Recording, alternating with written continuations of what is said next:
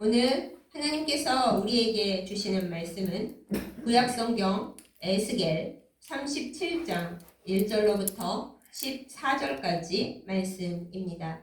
제가 가진 성경으로 구약성경 1209페이지에 있습니다.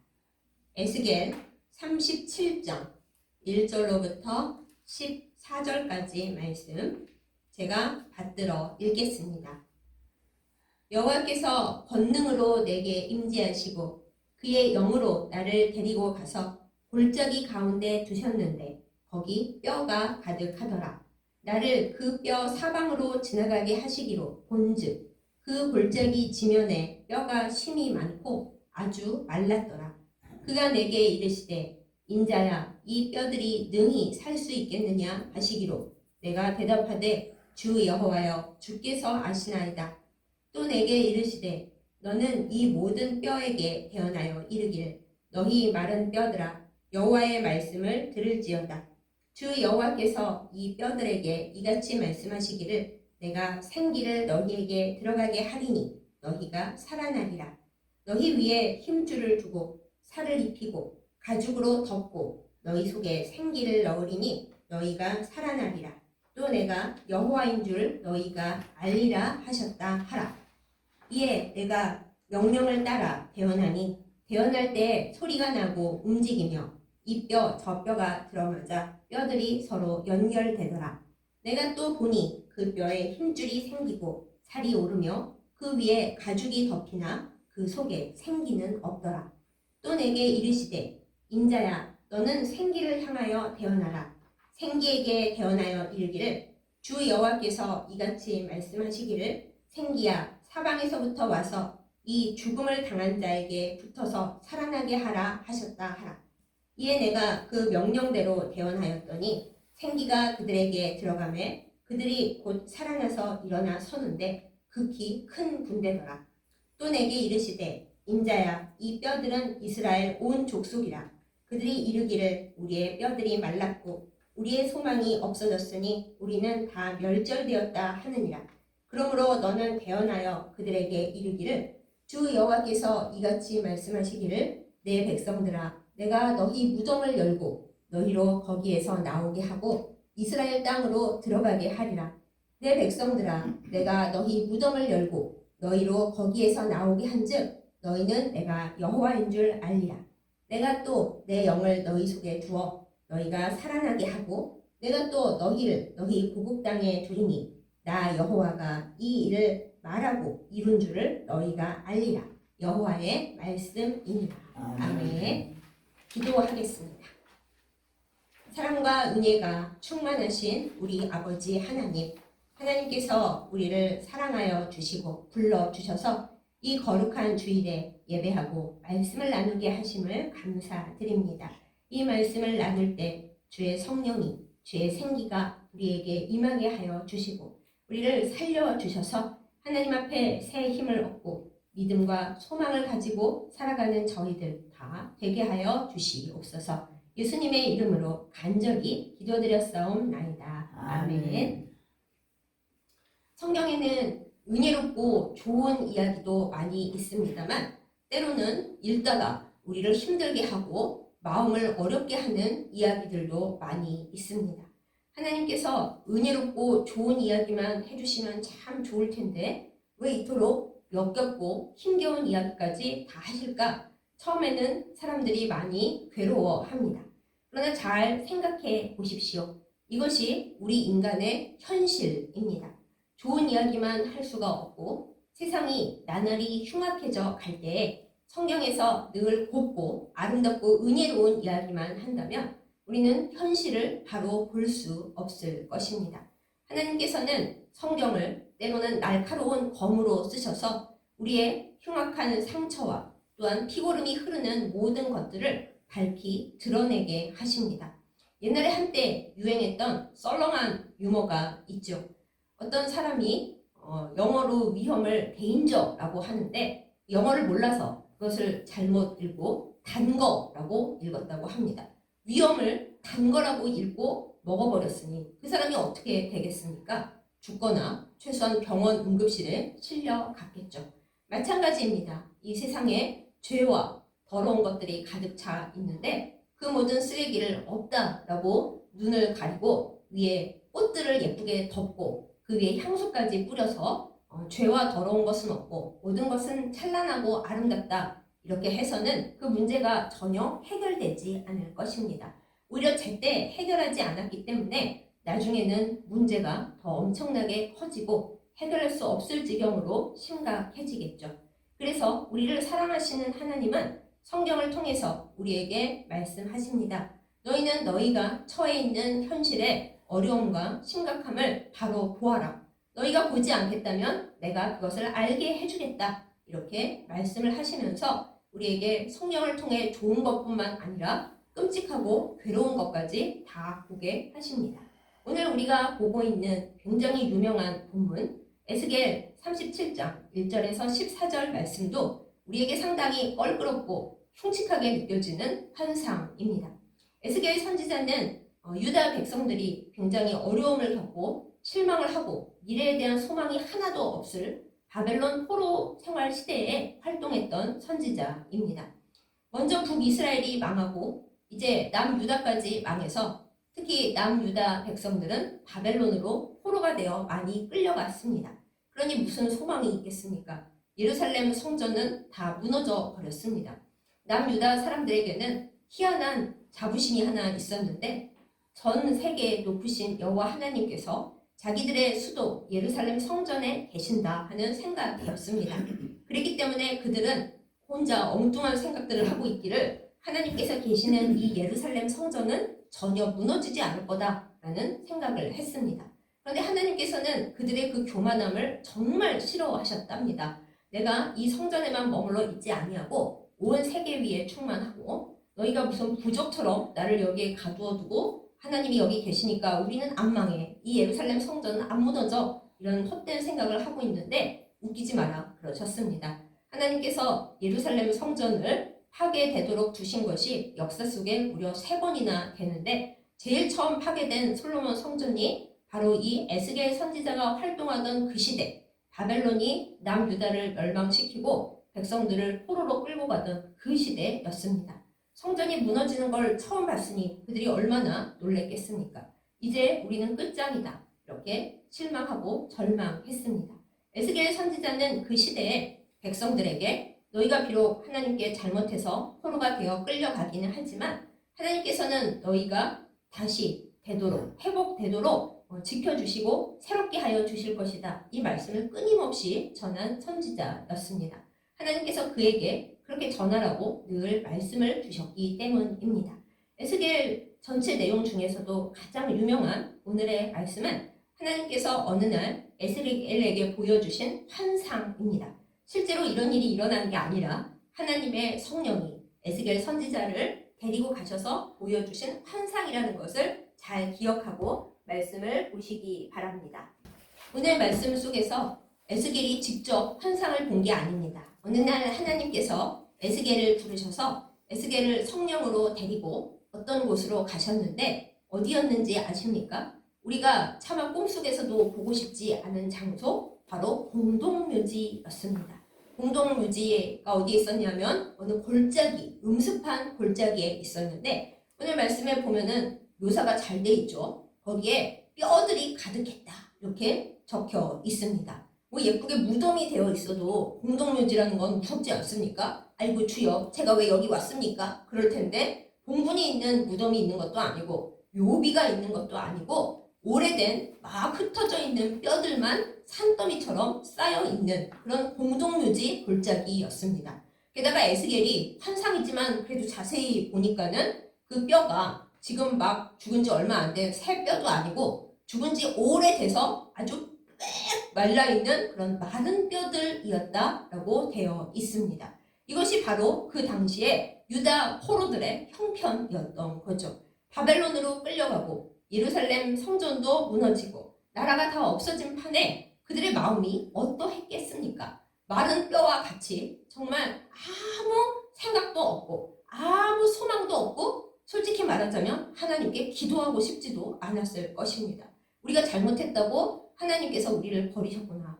이제 우리는 마른 뼈가 돼서 그냥 온 우주에 산산이 흩어지는 거 말고는 남은 게 없구나 이렇게 생각하는 유다 백성들이었던 거죠. 어쩌면 에스겔도 속으로는 아유 하나님께서 우리 백성을 다시 회복시켜 주시려나 아니려나 이렇게 괴로워했는지도 모르겠습니다. 그런 에스겔을 이런 무덤 골짜기, 공동묘지 골짜기로 데려오신 하나님께서 에스겔에게 물어보십니다. 인자야, 이 인자는 사람의 아들아 이 뜻입니다. 사람의 아들아, 너 에스겔아, 여기 뼈들이 가득한 으스스하고 무시무시한 공동묘지를 네가 지금 눈앞에 보고 있는데 이 뼈들이 살 수 있을 것 같니? 이렇게 물어보십니다.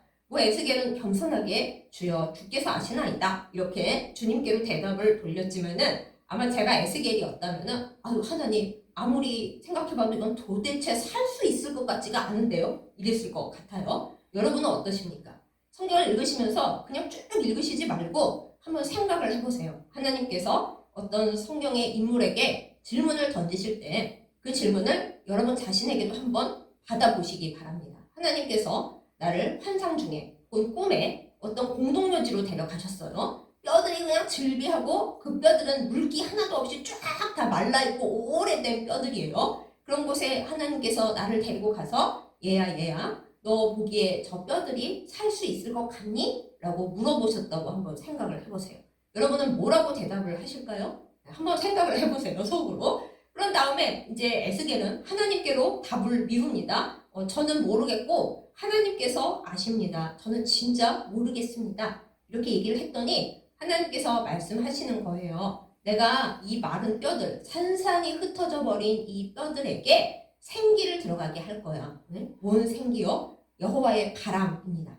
우리가 흔히 성령이라고 부르는 구약시대에는 딱 성령이라고 나오지 않고 하나님의 영, 하나님의 바람, 하나님의 생기라고 불리워지는 그 하나님의 생명의 바람을 불어오게 할 거라고 하십니다. 그래서 그 생기를 들어가게 해서 이 뼈들을 서로 연결하게 하고 그 위에다가 힘줄을 생기게 하고 살을 입히게 해서 걔들을 살아나게 할 거야. 그리고 생기를 들어가서 사람이 사람답게 그렇게 설 수 있게 할 거야. 이렇게 말씀을 하십니다. 그럼 여기서 우리에게 또 하나 질문이 생기죠. 하나님, 그거 참 좋은 생각이긴 한데 그 과정을 왜 굳이 저에게 하나님 혼자 하시지 왜 저를 이 끔찍한 공동묘지에다 불러갖고 오셔가지고 그 얘기를 저한테 하십니까? 그런 생각할 수도 있겠죠. 하나님께서 에스겔에게 이 과정을 쭉 얘기하신 다음에 뭐라고 하시는지 성경을 보세요. 에스겔아, 내가 그렇게 할 건데 너는 지금 내가 하겠다고 하는 이 모든 일을 저 마른 뼈들을 향해서 대언을 해, 말을 해. 내가 너한테 지금 얘기하고 있는 그것들을 저 말라있는 뼈들에게 그렇게 말을 해라 그러십니다.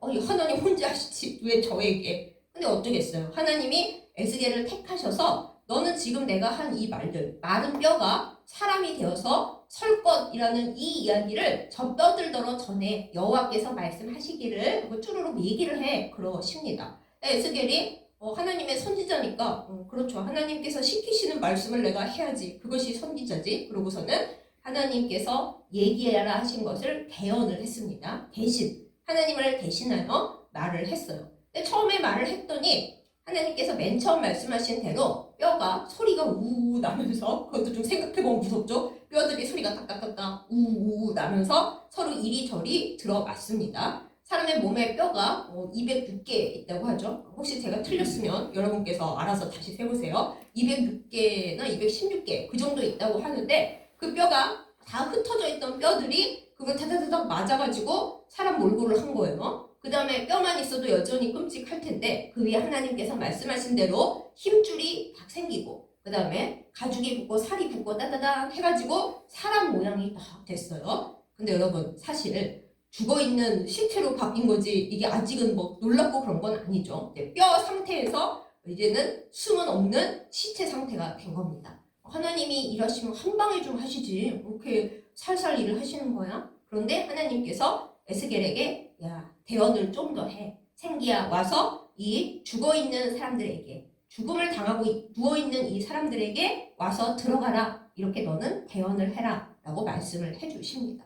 그래서 에스겔이 뭔 힘이 있나요? 하나님께서 말씀하라 그러시는데 그래서 이 생기가 들어와서 사람들에게 들어와서 살아나게 하라 하나님의 말씀을 전했어요. 그야말로 전한 거죠. 그랬더니 무슨 일이 일어났습니까? 여지껏 누워있던 사람들, 애초에는 마른 뼈였던 그들이 하나님의 생기를 받아서 지극히 큰 군대로 일어났다는 거예요. 엄청난 환상이죠. 뼈들이었던, 그것도 아주 마른, 아무런 소망이 없을 것 같았던 그 뼈들이 하나님께서 생기를 불어 넣으시고, 그런데 하나님 혼자 하시지 않고 에스겔이라는 선지자를 불러서 너가 그들에게 내 말을, 내 명령을 전해, 생기더러 와서 여기 들어가라 라고 말을 해. 그래서 에스겔이 그대로 했더니 뼈들의 공동묘지 골짜기가 갑자기 하나님의 사람들이 서 있는 하나님의 동산으로 회복되는 놀라운 역사가 일어난 것입니다. 아무리 환상이라 하더라도 이것은 하나님께서 앞으로 이스라엘 백성을 위해 행하실 일이라고 뒤에 설명까지 친절하게 붙어 있어요. 하나님께서 말씀하시기를 내 백성들아 그러십니다. 남의 백성들, 니들 이게 아니라 내 백성들아, 하나님의 백성들아, 너희는 지금 절망하고 모든 것이 없어졌고 우리는 멸절되었다라고 그러고 있는데 아니야.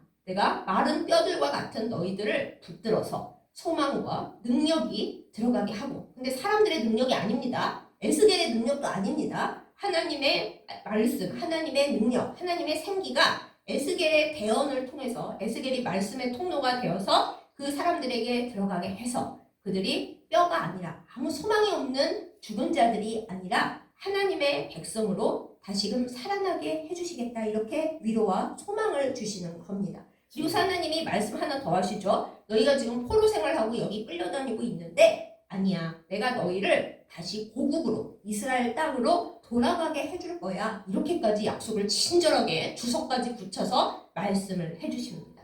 이 말씀이 얼마나 세게 유대인들에게 작용을 했냐 하면은 그 이후에도 예수님 시대에 이스라엘 백성이 뭐 로마의 지배는 받았어도 그 땅에서 살았잖아요. 그런데 로마에 의해서 완전히 멸망을 당한 게 주후 70년이고 그 이후로 거의 2000년이 가까운 세월 동안 온 세계를 돌아다니며 구박을 받고 나라 없는 서름과 예수님을 십자가에 못 박아 죽인 민족이라는 갖은 그 모욕과 멸시와 미움을 받으면서 이스라엘 백성이 그렇게 살지 않았겠습니까? 그런데 그들이 무슨 말씀을 붙들었냐? 선지서에 여러 말씀이 있지만 바로 이 에스겔 37장을 붙들었습니다. 하나님께서 우리 이스라엘 백성이 마른 뼈같이 흩어지고 마르고 공동묘지 같은 상황에 처박혀 있을지라도 반면 분명히 하나님의 생기를 반드시 불어 넣어서 이스라엘 고국으로 돌아가게 해주신다고 성경에 써있네. 이거를 붙들고 2000년을 버텼던 거예요. 대단하지 않습니까? 하나님도 대단하시지만 평소에는 말 되게 안 듣다가 멀리 하나님이 흩어놓기만 하시면 말 잘 듣는 척하는 이스라엘 백성도 웃기지만 아무튼 그들이 이 회복의 말씀을 붙든 결과 어떻게 됐어요? 세상에 유례가 없이 뭐 남들이 그들이 나쁘게 했네, 정치적이었네, 어떤 말을 하더라도 좌우당간 거의 2000년 가까이 되어서 나라를 회복하고 원래 이스라엘이 있던 나라로 돌아갔잖아요. 그들이 그런 마음을 굳건히 지키고 하나님께 기도하며 버틸 수 있게 해준 말씀이 바로 이 에스겔 37장 본문이라는 것입니다. 엄청난 에너지가 있는 말씀이죠. 근데 이 말씀을 유대인들만 붙들고 버틴 게 아니에요. 기독교인들도 이 말씀을 굉장히 소중하게 여겨서 저기 서양에 가면 유명한 우리 기독교 그림들이 있는 곳마다 이 말씀을 소재로 하는 화려한 그림과 벽화들이 가득하게 있다고 하는데, 물론 저는 아직 못 보고 사진으로만 봤습니다만 있다고 하는데, 기독교인들은 이 말씀으로 어떤 믿음을 붙들었냐 하면은 하나님께서 마지막 날 심판 때에 성령으로 이 땅에 내려오실 때에 무덤 속에서 잠자던 뼈 상태가 되어 있고 죽어있던 모든 사람들이 하나님의 성령으로 인해서 무덤에서 다시 부활할 것이라는 그 소망을 굳건히 붙들었습니다. 오늘 말씀이 그렇잖아요. 뼈밖에 없었는데 하나님께서 생기를 불어 넣으시니까 몸이 다 회복이 되고 나중에는 일어나잖아요. 그래서 우리가 사도신경에서 고백하는 몸의 부활, 우리가 나중에 영혼만 둥둥둥 떠다니는 부활이 아니라 하나님께서 애초에 우리에게 가장 아름다운 몸으로 디자인해 주셨던 그 몸으로 일어나게 될 것이라는 그 믿음과 확신의 말씀을 이 에스겔 37장에서 찾아내고 그림도 그리고 믿음으로 붙들었다는 것입니다. 여러분은 에스겔 37장을 읽을 때 이 말씀을 이렇게 생각해 보신 적이 있나요? 아, 내가 지금 몸이 쭈그렁쭈그렁해지고 날이 갈수록 아픈 곳이 많고 심지어는 어렸을 때 태어나기 전부터 이미 뭐 망가진 부분, 장애가 있는 부분 등등등 많이 있었는데 이 다음에 하나님께서 성령으로 내 안에 임하실 때는 가장 아름다운 모습으로 몸의 부활로 다시 부활하게 될 거야 라는 믿음을 갖고 이 에스겔 37장을 읽어보신 적이 있으십니까? 있으시면 너무 감사하고 늘 그 말씀을 붙들고 기도하세요. 우리의 뭐 겉모습이 차차 늙어가고 내가 어쩌다 이렇게 쭈그렁 병탱이가 돼가냐? 뭐 실망하실 때에 이 말씀을 붙들고 이 다음에 하나님께서 나를 가장 아름다운 몸으로 부활시켜 주실 거야. 나는 이 말씀을 보고 그것을 믿어 하는 우리 기독교의 믿음을 가지고 붙들고 지내시기 바랍니다. 그런데 그것도 그거지만은 우리가 보통 이 말씀을 보고서 가장 깊이 또 간절하게 또 탁 와닿는 내용은 뭔가요? 나에게 아무런 소망이 없고 내가 뼈다귀 같은 처지가 되어서 소생할 가망이 하나도 없고 내 인생이 산 것이 다 부질이 없고 이제는 끝날 일밖에 없구나. 사실 내가 숨을 쉬고 있지만 죽은 것과 다를 것이 하나도 없어 라는 그런 절망적인 상황일 때도 우리가 하나님을 믿는다는 것, 우리 주 예수 그리스도를 영접했다는 것은 이 세상 모든 사람들이 다 절망할 그때에 나는 살아있는 소망이신 주 예수 그리스도를 붙들어서 하나님의 성령께서 나에게 이루어 주시는 기적을 믿고 그 기적을 따라 살아간다 라는 말씀이 이 귀한 본문 중에 들어있는 거죠. 우리는 해골보다 못한 신세일지라도 심지어 죄로 가득해서 이 뼈보다도 못한 신세일지라도 하나님은 우리를 내 백성, 내 자녀라고 불러주시고 하나님의 성령을 보내어 주셔서 우리를 살아나게 하신다. 구원하여 주신다. 우리의 어떤 공동묘지보다 못한 처지에서라도 우리를 살려서 회복의 골짜기로 에덴 동산보다 더 좋은 상태로 인도해 주신다라는 본문의 메시지가 우리 안에 늘 살아있는 거죠. 이렇게 여러 가지 의미를 담은 너무나 중요한 이 본문을 보면서 근데 저는 오늘 조금 다른 생각을 했습니다. 여러분 궁금하지 않으십니까? 제가 앞에서도 조금 얘기했는데 아니 하나님은 그것을 혼자 그럼 하시면 되지. 하나님은 영이시라도 뭐 천사도 있고 뭐 많은 수단이 있으시잖아요. 왜 굳이 같이 포로로 끌려와서 같이 고생하고 있는 에스겔 선지자를 환상 중에 성령으로 불러다가 얘야 너는 내 말을 대언해라 그러십니까? 하나님 혼자 하시지 왜 에스겔을 불러다가 그걸 하자고 보여주시고 얘기하시고 그러시고 계시나요? 저는 그게 애초에 처음 궁금하고 두 번째로 오늘 말씀을 우리가 자세하게 읽어보면 에스겔이 하나님의 생기를 오라고 대언할 때 한 판의 일이 다 된 게 아닙니다. 처음에 생기더러 오라고 하나님의 말씀을 대언했는데 처음부터 살아난 게 아니고요. 뼈가 우두두두 소리를 내면서 여기저기 들어맞고 그 다음에 가죽, 살 뭐 거기까지 했는데 한 번에 다 사람이 되어 일어난 게 아니라고요. 처음부터 심히 큰 군대가 된 게 아니라 다 단계가 있었어요. 단계가. 처음부터 하나님이 한 판 말하셔서 우 하고 다 부활해서 일어나면 얼마나 간단하고 좋아요. 그런데 하나님은 그렇게 하지 않으시고 에스겔대로 처음에 대언을 하라 하셨을 때는 그냥 몸만 갖췄고 그 다음에 다시 대언을 해. 생기더러 오라고 해. 말씀하신 후에 그 단계를 거친 후에야 사람들이 하나님의 생기를 받고 군대가 되어 일어났다라는 사실입니다. 우리는 안달복달하는 사람들이기 때문에 저 또한 밴댕이기 때문에 이 구절을 잘 묵상해보면 답답합니다. 하나님 빨리 좀 하시지요.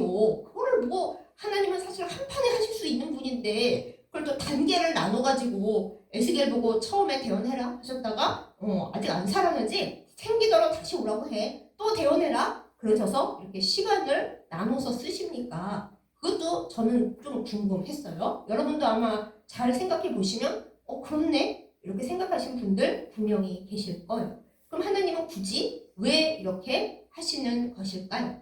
영이신 하나님은 하나님 혼자 다 하실 수 있지만은 항상 사람을 사용하십니다. 예수님을 이 땅에 보내실 때도 예수님도 하늘에서는 로고스이신 영이신 예수님이실 텐데 이 땅에 내려올 때는 사람의 모습을 완벽하게 갖추시고 내려오셨죠. 사람을 구원하기 위해서는 사람을 쓰시는 것이 하나님의 방식이거든요. 그래서 하나님께서 그 모든 공동묘지를 에덴 동산보다 더 좋은 곳으로 하나님 입 기운으로 한 번에 다 하실 수도 있는데도 하나님은 그렇게 안 하시는 거죠. 굳이 하나님의 선지자인 에스겔을 불러다가 에스겔이 기도는 많이 하고 뭐 하나님과 말씀 나눴겠지만 솔직히 뭐 대단히 엄청난 능력이 있겠어요. 아무 능력도 없어요. 같은 바벨론 포로예요. 그 에스겔을 하나님께서 하나님의 영으로 이끌어 부르시더니 여기 이렇게 공동묘지가 짠하니 있는데 너는 내 말을 받아서 대언해. 근데 한 번 대언으로는 안 될 거야. 일이 이루어질 때까지 계속 내 말을 대언하도록 해 하고 시키셨습니다. 하나님은 사람을 사용하여 기적을 이루시는 분입니다. 그러면 우리는 어떻겠어요? 우리도 하나님 저도 마른 뼈인데 제가 무슨 하나님의 말씀을 대언하고 무슨 기도를 하나님 힘도 없고 일단 저부터 살려주시죠. 에스겔이라면 하나님 일단 저부터 어떻게 바벨론 포로에서 좀 끄집어 내신 후에 뭐 대언하라 그러시면 안 될까요? 그랬을 수도 있는 상황에 하나님께서 조용히 하고 내가 저 사람들과 별 큰 차이 없으나 나와 이야기를 나누고 나의 말을 듣는 너에게 명령하니까 너는 대언을 하도록 해 라고 말씀을 하시는 겁니다. 이처럼 하나님은 사람을 사용하시는 분이기 때문에 우리는 항상 내가 하나님 앞에 선 사람이라는 걸 기억해야 합니다. 내 처지가 아무리 어려울지라도 내 능력이 아무것도 없고 바보같이 느껴질 때라도 우리는 하나님의 사람으로서 하나님께서 나에게 맡기신 기도의 분량이 있고 전해야 하는 말씀의 분량이 있잖아요. 해야 합니다. 하나님께서 그것을 나에게 원하시고 명하시기 때문입니다. 못해요. 그렇죠. 우리 능력만 생각하면 못해요. 그런데 내가 못하는 거 상관없고 하나님께서 나를 사용하셔서 너는 내 말을 대언해. 너는 내가 원하는 대로 기도를 해. 사람들에게 이렇게 저렇게 위로와 소망의 말을 전해줘 하시는 그것을 하시면 우리도 하나님의 사람이 되어 하나님의 일을 행할 수 있습니다. 그렇게 됩니다. 또 반대로 생각을 해보면 우리가 사람들을 바라볼 때 아무 능력도 없고 뭐 기도도 많이 안 하고 믿음도 별로 없는 저 사람들이 뭐 나를 위해 뭘 해줄 수 있겠어? 이렇게 교만한 눈으로 사람들을 볼 때가 있잖아요.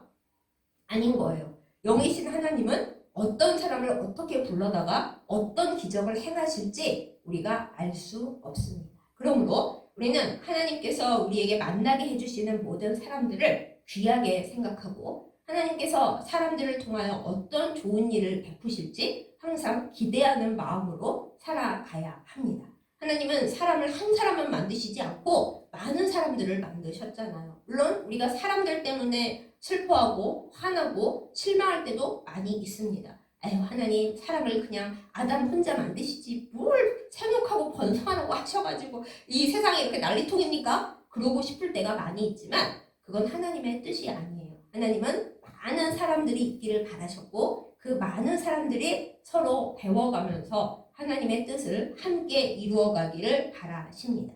그러므로 우리는 오늘 말씀 가운데서 하나님 앞에 내가 하나님의 일을 하고 대언하는 하나님의 하실 일을 나의 손발로 하는 사람이 되고 또한 사람들을 향해 소망을 가지고 저들이 하나님의 일을 행하는 에스겔과 같은 사람들 일 확률이 더 높을 것이다. 이 소망과 사랑을 가지고 행하여야 마땅할 것입니다. 그렇게 행할 때 이 공동묘지가 하나님의 에덴 동산보다 더 멋진 하나님의 군대가 있는 생명의 골짜기로 회복되고 놀라운 역사가 일어나게 되는 것입니다. 여기까지 우리 모두가 공통적으로 받을 수 있는 놀라운 이야기죠. 이제부터는 외람되지만 제 이야기를 조금 더 하겠습니다. 하나님의 크신 은혜로 제가 2년 반 넘게 사역을 못하고 대체 하나님이 나를 어디에다 쓰시려고 목사를 만드셨을까 고민하고 기도하고 솔직히 마른 뼈처럼 있다가 하나님의 놀라운 큰 은혜로 이제 조마 오광교회로 부임했습니다. 그런데 이제 솔직히 말씀을 드리자면 이름을 조마 오광교회로 바꾸기 이전에 임마누엘 교회는 몇 년 동안 예배를 안 드리던 교회라서 다 죽은 교회라고 불렀고요.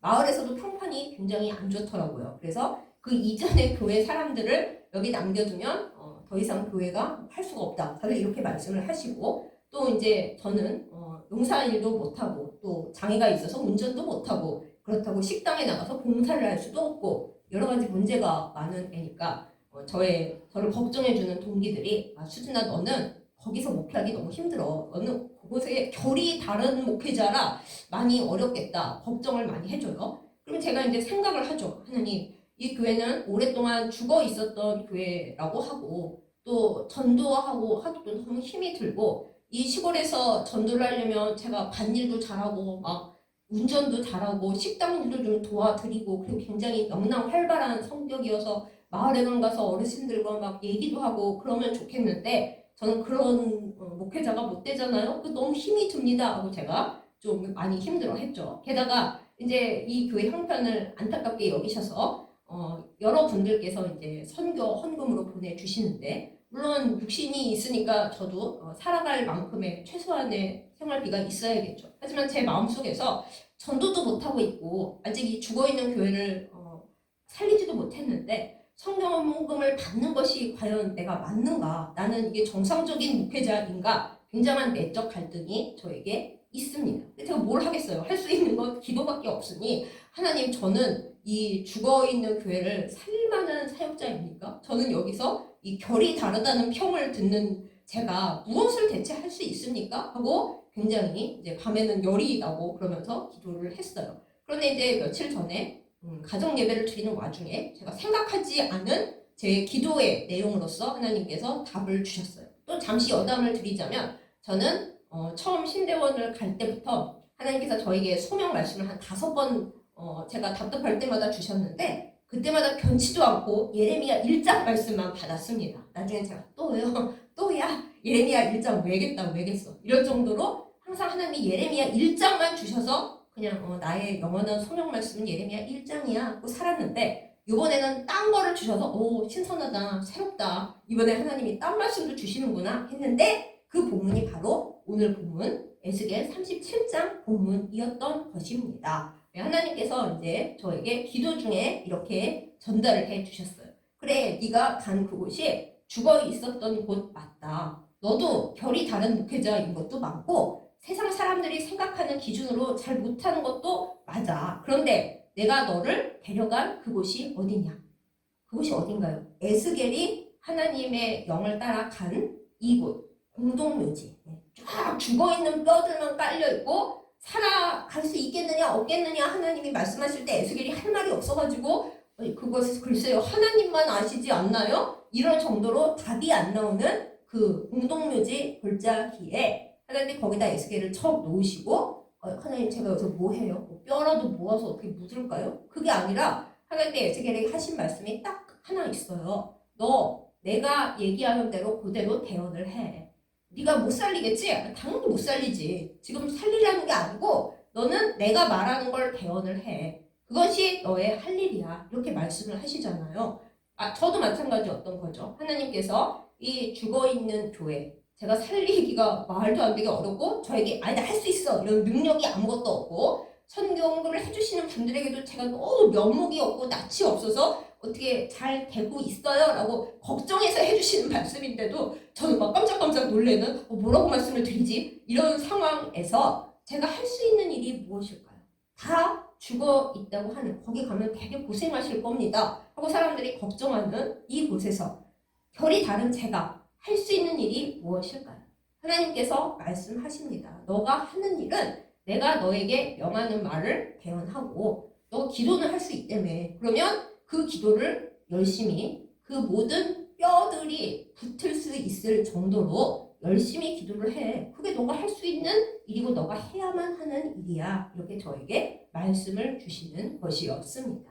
제가 이 말씀을 저에게 주시는 말씀일 뿐만 아니라 여러분의 상황 속에서도 이 말씀이 해당된다고 전하고 싶었습니다. 우리 모두 어려운 환경 중에 있습니다. 하나님 저는 왜 여기 있을까요? 제가 여기서 할 수 있는 일이 뭔가요? 뭔가 할 수 있으면 제가 하나님의 명을 알고 그걸 할 텐데 제가 이 상황 속에서 대체 할 수 있는 게 뭔가요? 하나님은 왜 저를 여기 이 자리에 이 시간에 갖다 놓으셨나요? 이런 고민을 안고 계실 분들이 많이 있을 것입니다. 그런 우리에게 그런 아무 힘이 없고 무력하고 소망도 없고 하나님 제가 뭘 붙들어야 돼요? 하고 묻고 싶은 우리에게 하나님은 이 에스겔 37장의 본문을 통해서 우리 각자에게 말씀을 주십니다. 그래, 너가 있는 그곳이 뼈들, 그것도 마른 뼈들이 특식을 한 공동묘지 맞아. 내가 너를 공동묘지에 갖다 놨어. 넌 아무것도 할 수가 없겠지? 뼈들만 있고 너 손은 비었는데 너가 뭘 할 수 있겠니? 내가 너에게 주는 말씀을 개헌해. 그리고 내가 너에게 보여준 이 상황을 놓고 말씀을 붙들고 하나님께로부터 오는 그 소망만 의지해서 기도를 해. 그게 너의 할 일이고 그 자리에서 네가 할 수 있고 해야만 하는 그 일이야. 그 다음에 일은 내가 책임질 거야. 라고 하나님께서 우리에게 말씀하시는 것입니다. 이 말씀을 들으시는 여러분들이 어떤 공동묘지에 서 계시는지 저는 모릅니다. 여러분들이 보고 계신 어떤 처참한 비참한 일들이 있는지 저는 다 모릅니다. 혹시 알려주고 계신 분들이 있으시면 저에게 연락주세요. 제가 기도를 보탤게요. 하지만 어쨌든 저는 모릅니다. 하지만 하나님은 다 아십니다. 거기에 여러분을 두신 분도 하나님이시고 우리는 뭘 할 일이 아무것도 없어 보이는데 할 일이 있다고 거기에 두신 분이 하나님이십니다. 그러므로 우리는 그 마른 뼈 골짜기 공동묘지에 서서 하나님 제가 여기서 할 수 있는 일이 아무것도 없습니다. 그러나 저를 여기 보내신 데는 하나님의 기쁘신 섭리와 계획이 있겠죠. 저는 알고 있는 하나님께서 주신 말씀만 줄줄이 붙들고 이 말씀으로 기도하면서 여기서 기도하겠습니다. 오늘 에스겔이 그런 것처럼 한 번 기도했다고 모든 것이 회복된 거 아니에요. 처음에는 모양은 갖추었으나 생기가 없었어요. 하나님 그 일이 되다 말았네요. 기다려. 점진적으로 할 거야. 이스라엘 백성이 이 말씀을 붙들고 2000년을 버텼어요. 사랑하는 여러분과 제가 설마 2000년을 버티기 하겠어요? 우리 수명도 그렇게 안 되는데. 다만 우리가 밴댕이처럼 하나님 왜 안 돼요? 저 기도 이만큼 했는데 이 공동묘지에서 어떻게 더 살아요? 이럴 것이 아니라 하나님께서 생기도록 오라고 너는 계속 대언을 해. 생기는 하나님의 성령이에요. 성령께서 우리의 상황에 우리가 서 있는 공동묘지에 임하셔서 생명의 기적을 이끌어 주실 때까지 꾹 참고 그냥 꾹 참는 게 아니라 하나님을 붙들고 이 모든 마른 뼈들을 붙이시고 군대로 만드실 하나님만을 소망으로 삼고 그저 할 수 있는 일이 없어서 말씀을 붙들고 기도합니다. 이것만 붙들고 해. 이것이 우리에게 주시는 하나님의 말씀입니다. 우리는 공동묘지에 서 있습니다. 아니 참 그 정도는 아니고요. 그러시는 분들은 감사하시면서 공동묘지에 서 있는 사람들 좀 많이 기도해 주시고 도와주세요. 얼마나 힘들겠어요. 공동묘지에 답도 없이 혼자 서 있으려니. 왜 공동묘지에서 뭐 너는 아직 해결을 못하고 그러고 있냐. 그러지 마시고 그 사람들을 불쌍히 여기시고 좀 기도로 여러 가지로 도와주세요. 우리가 각자 서 있는 공동묘지는 서로 다르지만은 하나님께서 생명의 기적을 일으켜 주실 것을 믿고 우리가 하나님만을 품고 주의 말씀만을 품고 그 말씀으로 기도할 때 우리 원하는 걸로 기도하는 게 아닙니다. 오늘 에스겔은 자기에게 한마디도 안 했어요. 하나님께서 쭉 얘기하시고 너 이걸 그대로 대언해 라고 하실 때 그대로 대언을 했습니다. 심지어 하나님 한 판에 안 되는데요. 그것도 안 물어보고 하나님께서 더 생기한테 한 번 더 얘기하실 때 또 대언했습니다. 우리에게도 그런 기다림과 인내심과 하나님의 말씀을 굳건히 붙드는 그 사랑과 소명이 필요합니다. 하나님께서 반드시 역사하여 주실 것입니다. 아멘. 제가 최근에 원래는 되게 오래부터 있었던 복음성가를 듣고 굉장히 은혜를 받았는데 많은 분들이 아실 거예요. 근데 제가 설교 중에 노래를 하기도 그렇고 가사가 중간중간 이제 바뀌기 때문에 좋은 부분만 골라서 여러분께 읽어드리겠습니다. 여러분이 이 복음성가를 찾아보시든지 아니면 이 가사만 들어주세요. 제목은 가장 좋은 것을 주시는 하나님, 그리고 손경민 목사님이, 제 발음이 안 좋죠. 손경민 목사님이 지으신 곡인데 중간에 이런 가사가 있습니다. 내가 알 수 없는 길로, 내가 갈 수 없는 길로, 가장 좋은 길로 날 인도하시네. 내가 할 수 없는 일도 나의 주가 이루시네. 가장 좋은 것을 주시는 하나님. 내 생각보다, 내 계획보다 더 좋은 것을 주시는 주님. 내 기도보다, 내 소망보다 더 좋은 것을 주시는 주님. 나의 지혜로, 나의 힘으로 다 할 수 없는 일이라 해도 주의 지혜로, 주 능력으로 더 좋은 것을 내게 주시네. 이런 가사가 있습니다. 우리는 우리가 원하는 길을 갈 수가 없고 갈 능력도 없고 아무 힘이 없습니다. 우리가 지혜를 내세운다 해도 그 지혜가 하나님의 어리석음보다 좋을 리가 있겠습니까? 그러나 주님께서 우리를 이끄실 때 우리가 어느 공동묘지에 어느 소망이 없이 서 있을지라도 주님은 우리를 생명과 회복으로 이끌어 주십니다. 사랑하는 여러분, 이 주님을 믿으십니까? 주의 말씀을 붙잡고 에스겔 37장의 말씀을 그대로 붙들고 기도하여 에스겔의 뒤를 따라 하나님의 생명의 역사에 참여하는 우리 모두가 되기를 예수님의 이름으로 축복합니다. 아멘. 기도하겠습니다. 참 좋으신 생명의 하나님, 생명이 없는 우리의 삶 가운데, 공동묘지 같은 우리의 삶 가운데 지금도 찾아오시고 성령을 들이부어 주시기를 원하시는 주님의 사랑을 기억합니다. 하나님, 이 험악한 세상 가운데서 우리는 정말 아무 능력이 없습니다. 몸은 날마다 노화되어 연약하여 지고, 그런데 우리의 마음은 담대하지 못하고 우리의 생활은 너무 어렵고 하나님을 잘 믿어야 하는데 믿음조차도 흔들리는 순간이 너무 많이 있습니다. 우리는 우리가 있는 곳에 우리가 서 있는 의미를 이해하지 못할 때가 너무 많습니다. 하나님, 우리에게 믿음을 허락하여 주시옵소서. 우리가 어떤 공동묘지 같은 상황에 있든지, 우리가 어떤 마른 뼈 같은 상태에 있든지 주여 우리에게 여호와의 생기가 들어오게 하여 주시옵소서. 하나님, 주님의 말씀을 온전히 대언하며 그 말씀을 붙들고 끝없이 인내를 가지고 기도하는 우리가 되게 하여 주시옵소서. 우리가 힘이 없어 쓰러지려 할 때 성령께서 우리를 도우시고, 우리가 무슨 말을 해야 할지 모를 때 주께서 우리를 가르치사 주님의 능력으로, 주님의 말씀으로, 주님의 생명으로 새로워지는, 그리고 답을 얻는 회복의 골짜기에 사는 저희들 다 되게 하여 주시옵소서. 예수님의 이름으로 간절히 기도드렸사옵나이다. 아멘.